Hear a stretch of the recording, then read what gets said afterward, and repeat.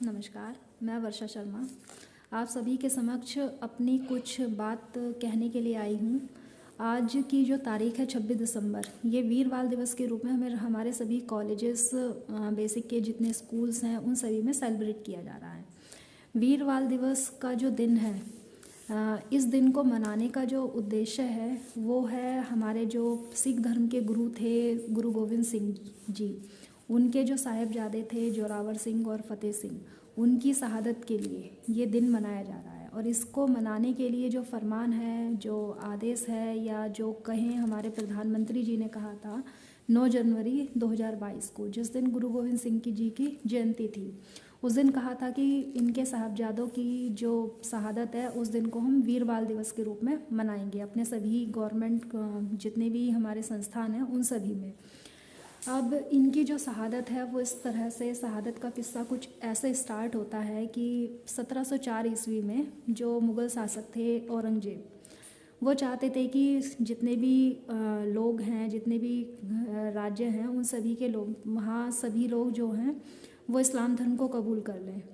तो जैसे अभी हम वर्तमान में पंजाब जानते हैं, पंजाब के नाम से हम जानते हैं, तो उसी समय जो हमारे जो ये औरंगजेब थे, ये पंजाब में जाकर उन्होंने आक्रमण किया। आक्रमण करके जो पूरा का पूरा जो जगह थी, आनंदपुर साहिब उस जगह का नाम है, उस जगह को उन्होंने घेर लिया। आनंदपुर साहिब का जो किला था उसको उन्होंने घेर लिया, जहाँ गुरु गोविंद सिंह जी अपने परिवार सहित रहा करते थे। उन्होंने कहा कि आप हमारे धर्म को कबूल कर लें, इस्लाम धर्म को कबूल करें। तो उन्होंने उस धर्म को वहाँ कबूल नहीं किया। उनके पास केवल एक ही रास्ता था कि या तो वो जो ये आनंदपुर साहिब किला है इसको खाली छोड़ दें, क्योंकि जिस किले में वो रह रहे थे चारों तरफ से सेना ने उन्होंने घेरा हुआ था, औरंगजेब की सेना ने। तो जो घर, उस किले के अंदर जितना भी खाद भंडार था वो सारा का सारा धीरे धीरे ख़त्म होने लगा।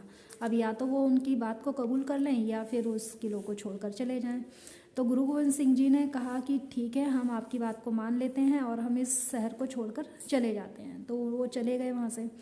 उसके बाद वो जब चले गए तो औरंगजेब ने फिर भी उनका पीछा नहीं छोड़ा। वो उसको ये लगता था कि अगर मैं इनको जिंदा छोड़ देता हूँ तो ये कभी ना कभी हम पर दोबारा से आक्रमण कर देंगे और हमारे जो इस्लाम है उसके लिए ये बहुत मुश्किल हो जाएगा, हमारे इस्लाम धर्म के लिए बहुत मुश्किल हो जाएगा। तो वो धीरे धीरे क्या किया उन्होंने कि उनका पीछा किया, और पीछा करते करके जो औरंगजेब का दूसरा नवाब था वजीर खान, वो उनके पीछे चला गया और उन्होंने इनके दोनों बेटों को घेर लिया।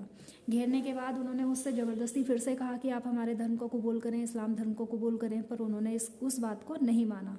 तो गुस्से में आकर वजीर खान ने उनको जिंदा ही दीवार में चुनवा दिया, जिससे उनकी मृत्यु हो गई। अब जिंदा जो चुनवा दिया गया है, जिस जगह पर चुनवाया गया उस जगह का नाम है फतेहगढ़ साहिब, जिसे हम आजकल फतेहगढ़ साहिब के नाम से जानते हैं। तो इसलिए यानी गुरु गोविंद सिंह की जो शहादत थी, यानी उनके बेटों की जो शहादत थी, उनके पूरे परिवार का जो बलिदान हो गया, क्योंकि पूरी की पूरी पीढ़ियाँ ख़त्म हो गई उनकी जो आने वाली थी। तो इस दिन को हमारे मोदी साहब ने बाल दिवस के रूप में मनाने के लिए कहा। तो आज से हमारा जो बेसिक डिपार्टमेंट है, जितने कॉलेजेस हैं, उसमें आज के दिन को वीर बाल दिवस के रूप में सेलिब्रेट किया जा रहा है। धन्यवाद।